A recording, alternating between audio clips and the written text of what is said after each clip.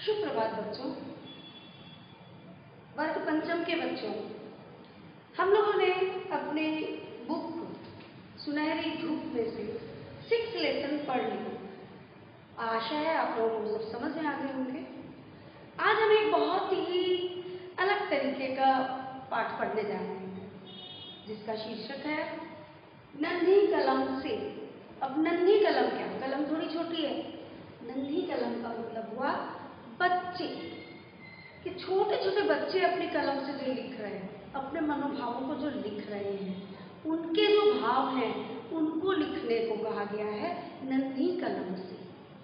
जिनके पास कोई एक्सपीरियंस नहीं है, कोई अनुभूति नहीं है, जो दिमाग में आया उन्होंने लिख लिया, जो दिन भर हुआ उसे लिख लिया, ये है नन्ही कलम से। तो आज ये पाठ बच्चों बड़ा ही इंटरेस्टिंग है और बहुत ही समझने का भी है। आइए इसको हम आरंभ करते हैं। दिन पर दिन बीतते जाते हैं, घटनाएं घटती रहती हैं। अगर हमें इन्हें लिखकर संकलित कर लिया जाए तो ये स्मृतियां बन जाती हैं। प्रतिदिन घटने वाली क्रियाओं को लिखना डायरी लेखन कहलाता है।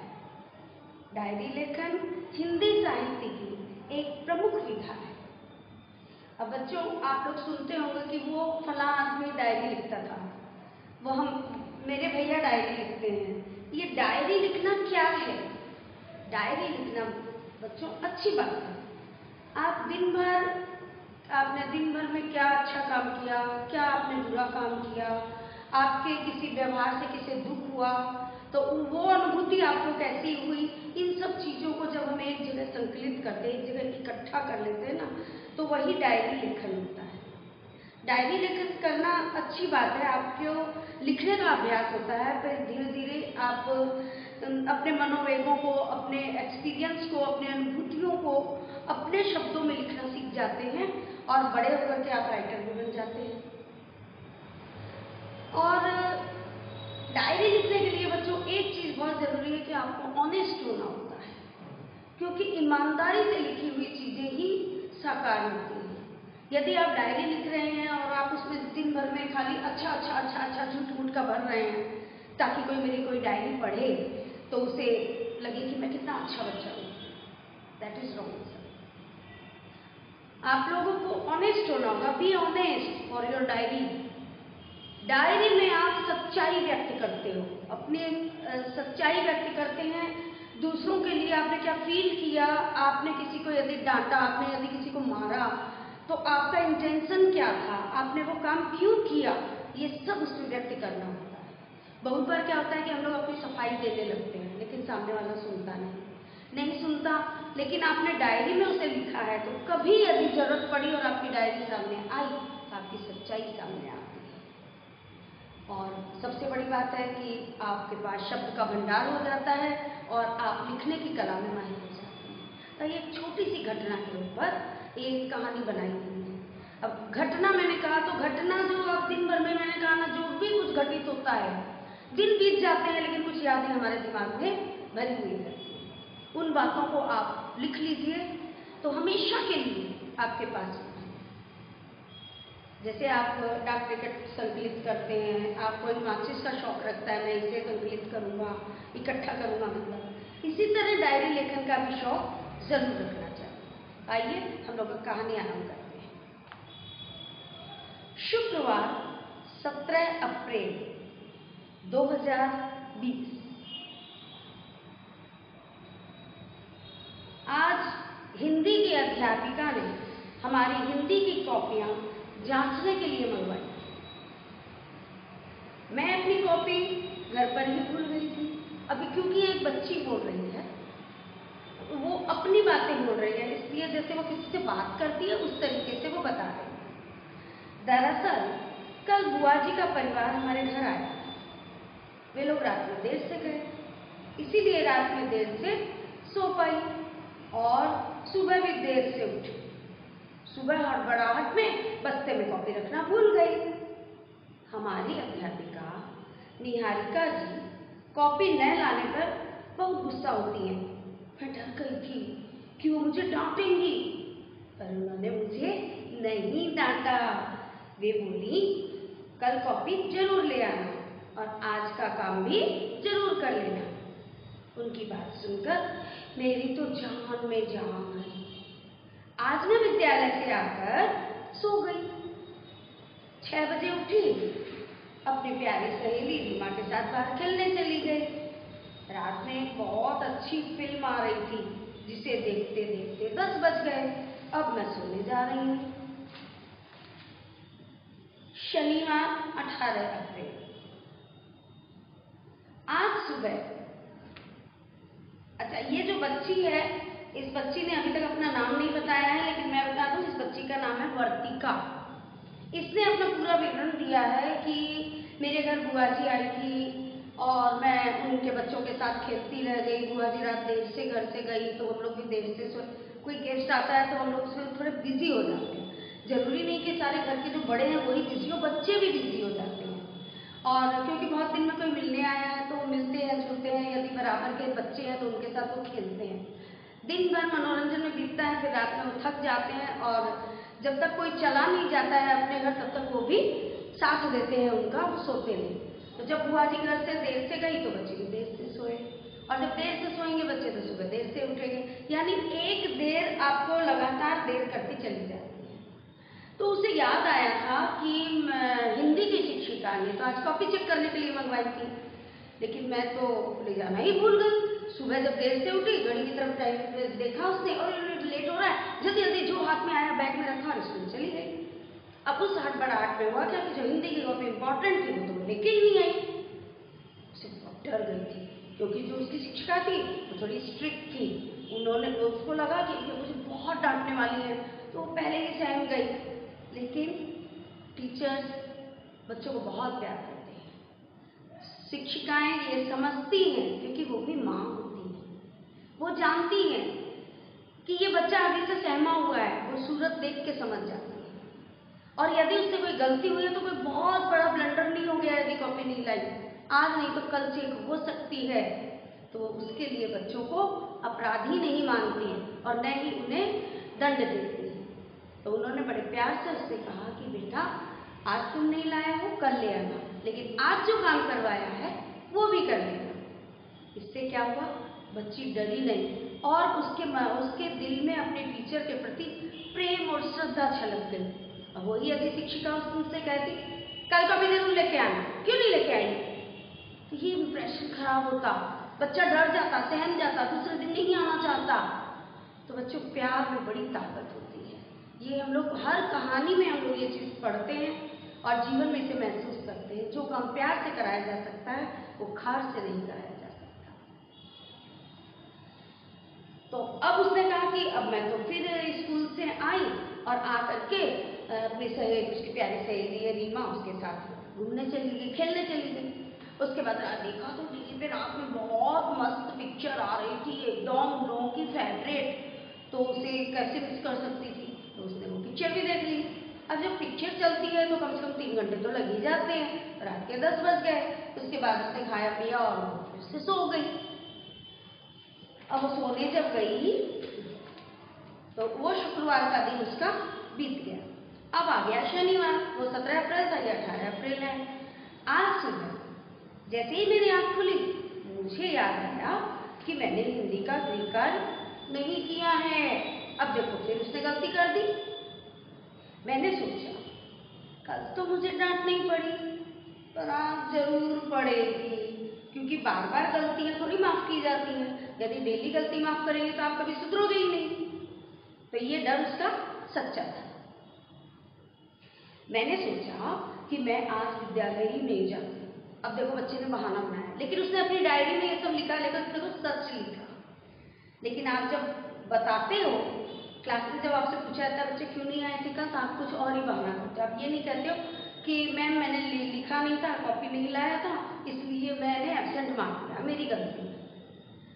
लेकिन डायरी में देखो उसने सच लिखा है कि उसके मन में आया कि मैं विद्यालय नहीं जाती। तो उसने क्या किया, मैंने पेट दर्द का झूठा नाटक किया। मम्मी पापा दोनों छुट्टी लेकर मेरी देखभाल के लिए घर पर ही रुके।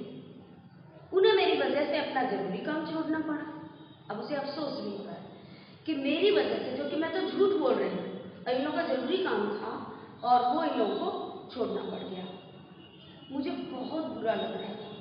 मैं बिस्तर पर लेटकर रोने लगी। घबराए हुए मम्मी पापा मेरे पास आए। मैंने रोते रोते उन्हें सारा सच बता दिया। मैं हैरान थी कि मेरे झूठ बोलने पर दोनों ने मुझे कुछ भी नहीं कहा, बल्कि मुस्कुराते हुए पापा ने कहा, बिटिया मुझे खुशी है कि तुमने सच बोलने की हिम्मत दिखाई। तुम्हें अपने झूठ बोलने पर अफसोस है, यह अच्छी बात है। मैंने उन दोनों से वादा किया कि अब मैं कभी झूठ नहीं बोलूंगी। मम्मी ने कहा, अब छुट्टी हो ही गई है तो हिंदी का गृह कार्य पूरा कर लो ताकि हम लोग घूमने जा सकें। मैंने अपना गृह कार्य पूरा किया और फिर हम घूमने चले गए। हमने खूब मस्ती की, पर शाम को मेरी सहेली रीमा की मम्मी से मेरी माँ की किसी बात पर बहस हुई। अब अड़ोस पड़ोस में रहते हैं तो क्या होता है, कोई बात के ऊपर बहस हो जाती है, मनमुटाव हो जाता है। तो अब देखिए, लड़बच्ची ने झूठ का सहारा तो लिया था, लेकिन उसे वो फील हुआ। किसके आगे झुकी वो? मम्मी पापा के प्यार के आगे। यदि वो उसे, क्योंकि उसने तो सोचा था कि आज मैंने झूठ बोला है, झूठ बोलने के लिए मुझे मार पड़ेगी, मम्मी से भी पापा से भी, स्कूल जाऊंगी तो टीचर से। एक दिन टीचर से बच गई थी। तो मम्मी पापा ने उसकी उम्मीद के विपरीत कार्य किया, उसे प्यार से पेश किया। तो उनके प्यार के आगे वो झुक गई और उसके मुंह से सच्चाई निकल गई। और जब उसने सच कहा तो उसके पिता का सीना गर्व से चौड़ा हो गया कि मेरी बच्ची में सच बोलने की हिम्मत है, मेरी बच्ची सच बोलती। तो बच्चों, सच बोलना जितना कठिन होता है ना, झूठ बोलना बड़ा आसान होता है। और एक सच को छुपाने के लिए लोग हजारों झूठ बोलते हैं, लेकिन एक सच बोलना, उनके मुंह में एकदम जीभ मुड़ने लगती है, वो सच बोल नहीं पाते। तो बच्चों, सच बोलने की हिम्मत पैदा करो। जो भी बात हो आप सच बोलो, सच का साथ दो। माना कि जब सच लोग बोलते हैं ना, तो उसका साथ बहुत मुश्किल से होता है, वो अकेला ही रहता है। और झूठ बोलने वालों के पास देखो भीड़ लगी रहती है, सब झूठ बोलते रहेंगे, लेकिन जो अकेला सच्चा, वास्तव में वो सच्चा है, वो हमेशा अकेला रहता है। लेकिन सच लास्ट में किसकी होती है? सच की ही होती है। इसलिए कभी हिम्मत मत हारो और झूठ का सहारा बिल्कुल मत लो। आप सच हो, आप कॉन्फिडेंट हो, आप अपने शब्द पर, अपनी बात पर अडिग रहो, देखिए जीत आपकी हो। तो इसी तरह उस बच्ची ने भी सच का सहारा लिया। उसके पिता ने बहुत शाबाशी दी उसे और कहा कि तुम्हें अपने झूठ पर खुद ही अफसोस है, तो उसको क्या डांटो। तब मम्मी ने कहा कि अब छुट्टी तो कर ही लिए हो, तब एक काम करो, जो होमवर्क तुमने नहीं बनाया था, जिस चीज का तुमने बहाना बनाया था, उसे तो पूरा कर लो। तो उसने जल्दी जल्दी होमवर्क बनाया और मम्मी पापा के साथ वो घूमने चली। अब शाम को जब लौट करके आती है तो उसकी तो प्यारी सहेली थी, तो उससे मिले बिना तो वो रह नहीं सकती। तो उसके पास गई मिलने के लिए, पर घर आते आते ही तो हुआ क्या कि दोनों की मम्मी में आपस में अनबन हो गई। अब जब अनबन हो गई तो उसके पास जाके बैठना नहीं है, उसके साथ पास जाकर के बोलना नहीं है, ऐसी स्थिति आ जाती है। लेकिन जब सच्चाई जहाँ होती है ना, और सच्चा प्यार जहाँ होता है, उसके आगे सब झुक जाते हैं। तो देखिए, घूम फिर कर सच्चाई और प्यार के आगे ही सब झुक रहे हैं। तो क्यों ना हम लोग सच्चाई और प्यार का दामन थाम ले, सब हमारे सामने नतमस्तक होंगे और हम गर्व से अपना सीना तान कर चल पाएंगे। झूठ के सहारे को नकाब की तरह उतार फेंको बच्चों, और सच का दामन थाम लो, जीवन में प्रगति ही प्रगति होगी। अब रविवार का दिन आ गया, तो ऐसे भी नेचुरल हॉलीडे हो गया, 19 अप्रैल को। आज छुट्टी थी। अगर सब ठीक होता तो हर इतवार की तरह आज भी मैं और रीमा खूब मस्ती करते। मेरा मन रीमा के बिना बिल्कुल नहीं लग रहा था। मुझे एक उपाय सूझा। मैंने मम्मी की तरफ से क्षमा याचना कार्ड बनाया और मम्मी की नजर बचाकर रीमा की मम्मी को दे आई। ऐसा लग रहा था कि कार्ड पढ़कर वे खुश हो गई। उन्होंने भी जल्दी से माँ के लिए क्षमा याचना कार्ड बनाकर मुझे दिया और माँ को देने के लिए कहा। अभी मैंने वह कार्ड अपने पास ही रखा है।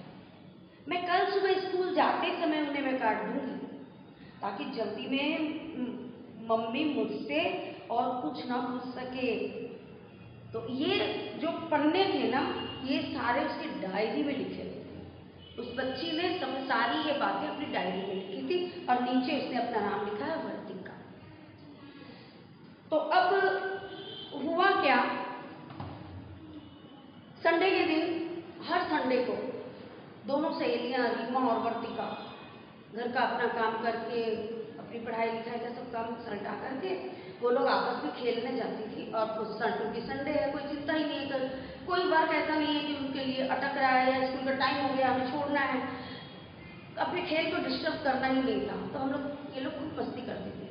पर आज इसे अफसोस हो रहा था कि यदि हर बार की तरह आज का इतवार भी वैसा ही रहता तो आज भी तो मैं मस्ती करती। बड़ी दुखी हो गई क्योंकि वो रीमा से मिले बिना रह नहीं सकती थी, क्योंकि उसका प्यार सच्चा था, उसकी दोस्ती सच्ची थी। फिर उसे एक आइडिया आया, उसने सोचा कि मम्मी से कैसे बोलूंगी जा करके कि आप जाओ उससे माफी मांग लो। उसने क्या किया, एक सॉरी वाला कार्ड, सॉरी क्षमा याचना कार्ड, हम लोग ग्रीटिंग कार्ड बनाते हैं ना, आप लोग तो जानते ही हैं। तो सॉरी कार्ड बनाया ब्यूटीफुल सा और उसमें उनसे माफी मांगी और नीचे अपनी मम्मा का नाम लिख दिया और जाकर के आंटी को दे आई कि मम्मी ने दिया है। तो उसकी मम्मी ने जब कार्ड को देखा तो उनके चेहरे पर मुस्कुराहट आ गई और उन्हें लगा कि वर्तिका देखती रही और उससे लगा कि आंटी बहुत खुश हो गई। तो जो आंटी थी वो भी सोची कि अरे उसने जब मुझसे माफी मांग ली तो मैं भी क्यों ना मांगू। तो उन्होंने भी जाकर जल्दी से एक कार्ड बनाया और उसके ऊपर माफी लिखी, अपनी तरफ से सॉरी कहा उन्हें, और वो कार्ड वर्तिका को दे दिया। अब बोला अपनी मम्मा को दे दिया। अब वर्तिका सोच रही थी मैं अभी जाके मम्मी को दूंगी तो सेम इधर दिया है सेम उधर दिया, तुरंत मम्मी इन लोगों को शायद मेरी इस गफलत का पता न चल जाए। तो उसने अपने बैग में रख लिया, जब स्कूल से लौटूंगी ना तब दूंगी। तो क्यों कि मम्मी मेरे से कुछ ज्यादा नहीं। एक सेकेंड, हाँ उसी शाम की बात थी, संडे था। तो उसने कहा कि शाम को संडे शाम में ही दे दूंगी तो मम्मी मेरे से कुछ पूछने लग जाएगी, कल सुबह स्कूल जाऊंगी ना तो अब देके जाऊंगी ताकि मम्मी मेरे से कुछ पूछ नहीं पाएगी, क्योंकि मैं तो कार्ड देके चली जाऊंगी। और वो ये चाह रही थी कि सब कुछ ठीक हो जाए। तो बच्चों कभी कभी क्या होता है कि हमें झूठ का सहारा लेना पड़ता है किसी अच्छे काम में। अब वर्तिका ने भी झूठ का सहारा लिया, लेकिन दोनों में दोस्ती बनानी थी ना कि दूरी बनानी थी। तो ये दूरी बनाने वाला जो काम है ना बच्चों, इससे अलग हट जाए। दो लोगों को प्रेम से मिलाइए, मिलाना जरूरी होता है। उसके लिए आप झूठ भी बोल रहे हैं तो वो झूठ भी सच के बराबर है। लेकिन आप सच बोल करके यदि किसी को, दो आदमियों में मनमुटाव हो रहा है तो वो सच झूठ के समान होता है। उस सच को मत बोलिए जिससे किसी को दुख होता है। आप उसकी जगह उस झूठ को बोल सकते हैं जिससे किसी को खुशी मिलती है, लेकिन अच्छी चीज के लिए, किसी की जिद पूरी करने के लिए नहीं। तो ये था हमारा ये पाठ। तो बच्चों आप भी आदत डालो कि आप डायरी लिखें, लेकिन सच्चाई का दामन थाम। डायरी लिखने के लिए आपको सच्चा बनना होगा और जो कुछ भी आप लिखेंगे सुंदर सहज भाषा में आप डायरी लिखेंगे। और मैं चाहूंगी कि आप लोग डायरी लिखने लगे। आप दिन भर जो काम करते हैं आप उसमें उसे नोट करें और देखिए आपको अपने मन की खुशी मिलेगी। तो ये हमारा पाठ था। अब आप भी इसकी रीडिंग अच्छे से लगाइएगा और जहाँ कोई डाउट्स हो मैं तो हूँ ही। धन्यवाद।